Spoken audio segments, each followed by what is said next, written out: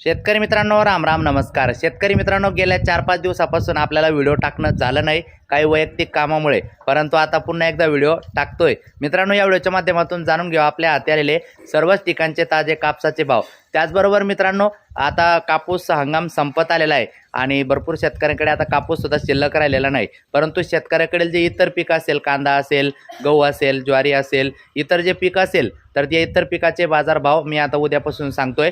तर निश्चितच तुम्हाला माझ्याकडून अजून काय माहिती पाहिजे तर ते कमेंट करून नक्की सांगा. या व्हिडिओच्या माध्यमातून आता कापसाचे भाव एकदा सांगतो, सुरुवात करतोय. त्या अगोदर विनंती करतो, नवीन असाल तर प्रत्येकाने आपले यूट्यूब चॅनल नक्की एकदा सबस्क्राईब करा, या व्हिडिओसाठी नक्की लाईक करा.